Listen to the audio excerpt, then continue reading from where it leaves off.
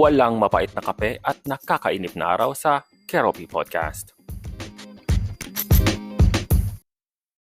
Magandang Sunday everyone. Welcome to my podcast here at Kero Cafe. My name is Kero, your host. So, for today's podcast, yung episode natin ngayon is magbabasa tayo ng isang liham. So, for the first time, may nagpadala sa atin ng liham galing sa ating mahiwagang website. No? So, doon siya nagpadala. So, for those also, since na-mention ko na rin lang naman ang website, so I am plugging it. So, if you want to send your, hinanakit or kung ano man yang gusto mong ipadala sa akin, mga sulat. So, just go to my website. Is available in the description. Okay? So, nandoon yung link. Okay, so let's start.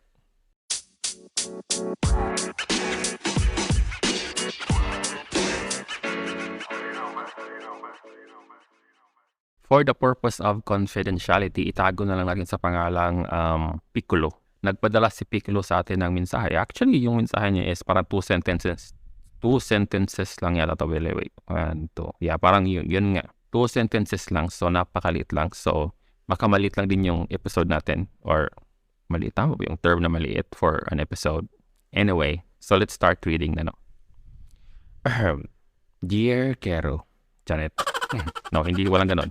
Hindi siya nag-dear or whatever. Diretso na siya. What if you like someone and you really want to be with him? But as an overthinker, I don't think my future will be good if I stick with him. Bad to the point nga gastador and walay plans sa life. I'm not sure if the Tagalog can understand gastador. Yung maluho and walay plans sa life. So I think it's obvious, no? Walang plano sa buhay. He keeps joking. He is not planning to reach 35. Will you dare to take the risk? Or should I just continue kung unsa na ana mo karon? Sa last part yung parang in translation, kasi Bisaya siya. So, or should I just continue kung anong meron kami ngayon? Yun yung translation in Tagalog. Alright. Ayan, so since pinagkatiwalaan tayo na magbigay ng opinion, ng question at ng kung ano-ano pa, ng advice. Ano bang Tagalog na advice? Anyway, kung ano man yung Tagalog advice, i-google nyo na lang. Pero yun nga, kasi pinagkatiwala tayo. So, mag-a-advise tayo ng sarili nating in a perspective, in a third-party perspective, kumbaga. So, parang, logical yung ano natin. Pero later on, maybe I will touch also I will try to, immerse your feelings, Di ko alam kung immerse ang tamang term. Yung parang sympathize. Or baka emphasize. Gugulan ako sa dalawang yan eh. So, anyway, basta parang, I will try to, consider your feelings, So first, so yung problema niya, so parang meron siyang jowa bells ngayon na parang walang plano sa buhay. Baka bata pa to, no? Kasi sabi niya, 35, he's not planning to reach 35. Ganon.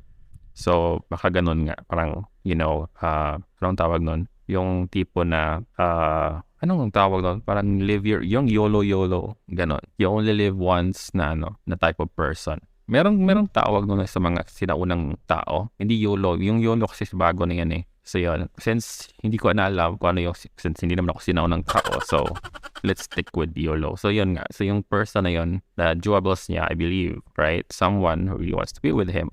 What if you like someone pa pala, ma'am? Hindi pa pala jowables eh. Pero baka nagkamabutihan na to sila. Sabi niya, will you dare to take a risk or should I just continue? Ayun nga, nagkamabutihan na sila. Wala lang silang parang ultimate label.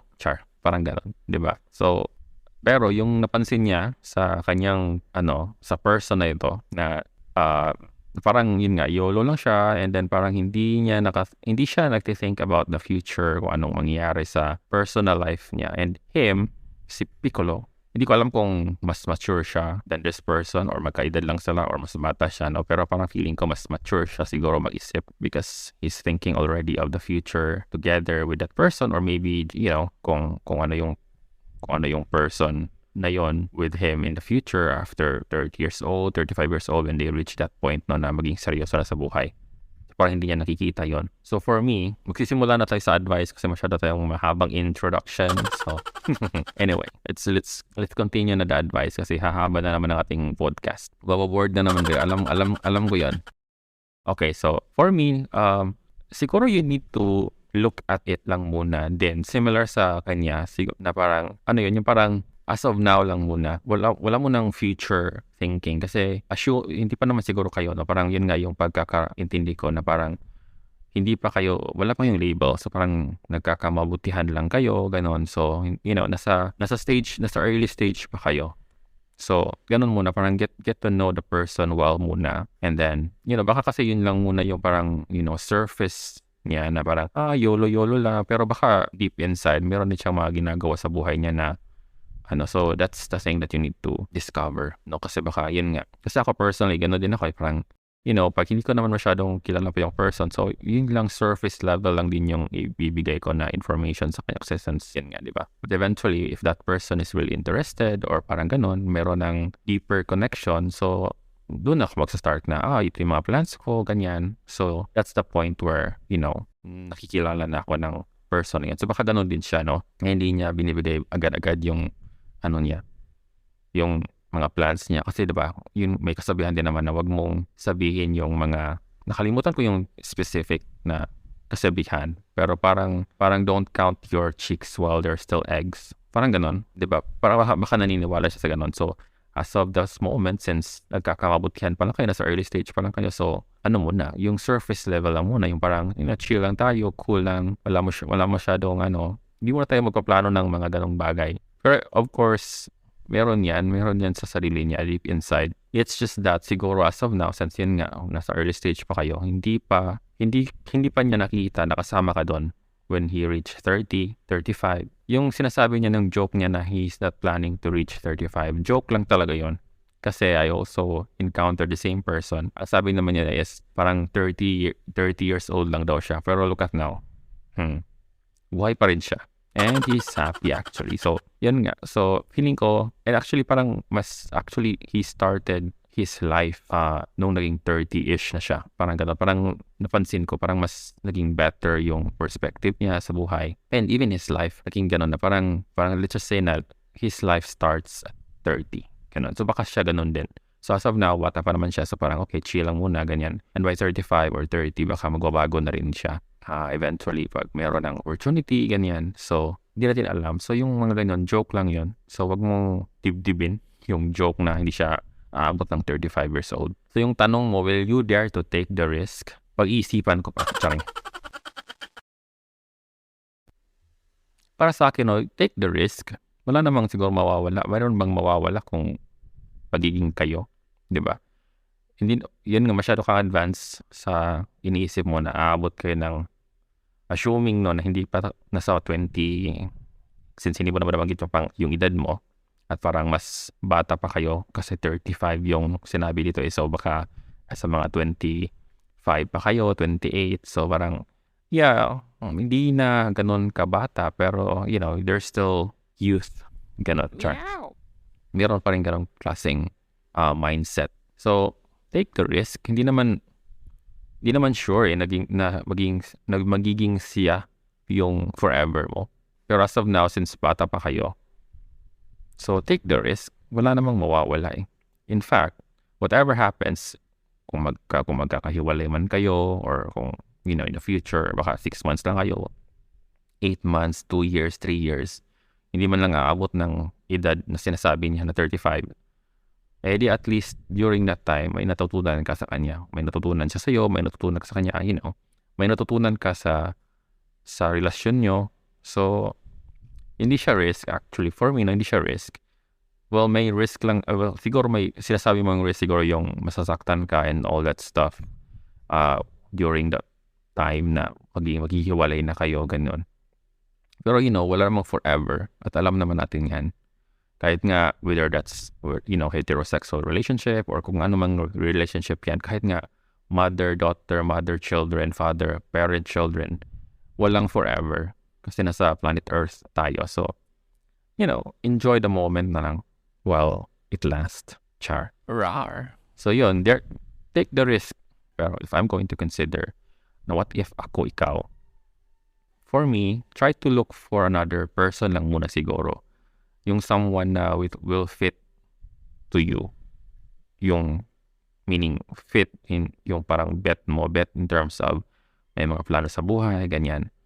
maybe you can find that person somewhere else, 'di ba? Hindi naman siya lang yung hindi yung parang siya lang kasi baka na ano ka lang, hindi ko alam kung how did you meet each other. So, baka kasi parang pandemic yun eh. So, yung bang parang since parang na-trap kayo in a place tapos kayo lang talaga ang dalawa or ganon. Baka ganon yung eksena nung nagka-meet kayo. So, parang siya lang yung nakikita mong person. Pero right now, tapos na yung pandemic, we can, we can go outside now. We can, meet different people na. So, try to look for that person before diving to this quote-unquote relationship.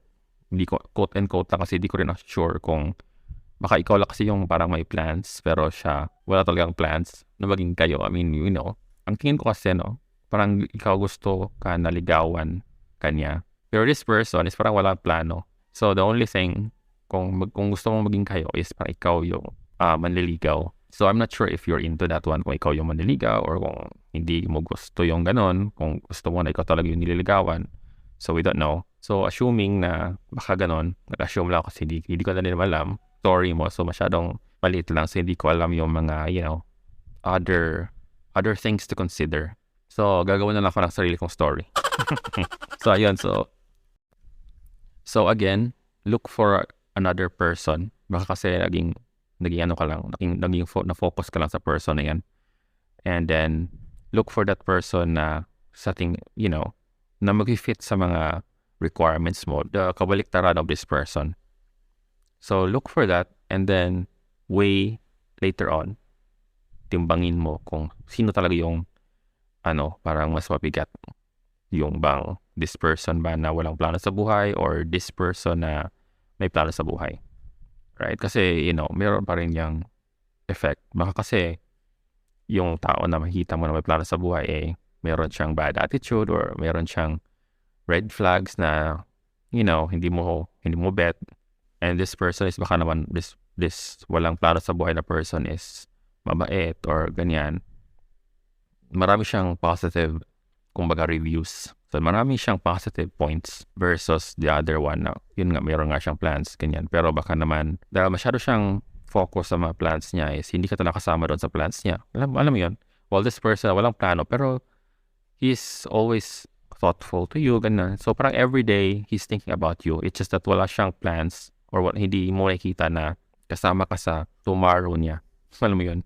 Yun bang today lang siya, ganon. And then maybe this person na may kilala mo is, yun nga, may plano sa buhay pero wala ka naman doon or baka, parang ano ka lang doon, parang dummy lang.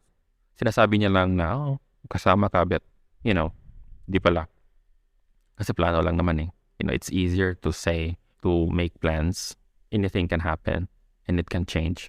So, again, take the risk. If hindi mo bet yung maghanap ng iba, so take the risk to this person. Maybe you'll discover more. Maybe surface lang yung pinapakita niya na parang wala siyang plans, ganyan, pero meron pala. Or baka ikaw pala talaga yung magbibigay ng plans or, direction to this person. We can be a gift or a curse to the person naman, di ba? Grabe naman yung curse. Lesson. Ganun na lang. Di ba, sometimes we meet people, it's either we are the lesson or they are the lesson. So, unahan lang yan. Charing. So, baka ganun, right? So, malay natin. So, take the risk to this person. And then, if you can find also, at the same time, go to timer yarn. Hindi. Kasi since nasa pa lang naman kayo, nasa early stage pa kayo, so, hindi pa ganun ka heavy. Hindi pa ganun ka deep yung, di ba? Wala pang mga commitments, wala pang mga joint assets, So, it's easier pa to, wala pa kayong official label. So, you still have a choice. You still have options to look for other options. And baka yun nga, di ba? So, yun lang. So, parang walang kwenta, parang overall, in summary, walang kwenta yung advice ko. Pero, yun nga, you need to do those things. Win-win naman siya. Regardless if you will go with this person, you will take the risk, or kung hindi mo siya i-take the risk, right? Parang kasi if you'll take the risk and you will get hurt and ganon, you'll learn. You will grow if he is a mistake, kumbaga, a mistake decision. At least, di ba? You learn something, and learning new things is a sign of growth, char. So yun, versus being very cautious, being, always at the, safe side. Hindi tayo mag-grow sa part na yun eh. Parati lang tayong nasa safe side, nasa comfortable zone lang tayo. So, paminsan-minsan, take the risk para mayroon tayong challenge, char. Mayroon tayong magandang story once we reach 50 years old, once we reach our old age, di ba? We can share to the younger generation. Ito yung mga nangyari sa buhay ko back then. So, makulay naman pala yung buhay natin. Parang ganon, di ba? Because you took the risk back then. You took those mga kineso. And you can also share something during that time, right? So, maybe this episode of your life right now that you are nasa kalagitnaan ka ng decision making, if you go right or you go left. So, yung decision mo na yun will create will create an impact sa buhay mo, and that is good because that means we were moving forward with your life. So laban lang diha. I think yun lang yung sasabi ko. At the end of the day, ikaw yung magdesisyon. So yun yung may mga points ko. So it's up to you if you consider that one, or baka kung ayaw mo naman it's fine. Balitaan mo lang ako, sulat ka ulit. Alright.